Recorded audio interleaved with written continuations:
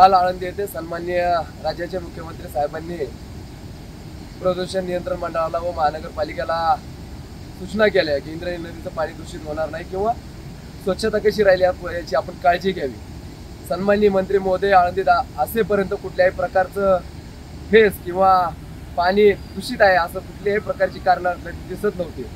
पण सन्माननीय मुख्यमंत्री गेल्यानंतर दुसरा दिवस उजाडत नाही तोपर्यंतच आपण पाहतोय की इंद्रायणी नदी किती मोठ्या प्रमाणात फेसाळलेली दिसते। केव्हा या गोष्टी थांबणार आहेत, केव्हा याच्यावर उपाययोजना करणार आहेत? फक्त मंत्री महोदयांचे दौरे होणार, नेत्यांनी आश्वासनं द्यायची आणि आमच्या वारकरी संप्रदायाने व आमच्या भाविक भक्तांनी किती दिवस या नरक यातना सहन करायचे।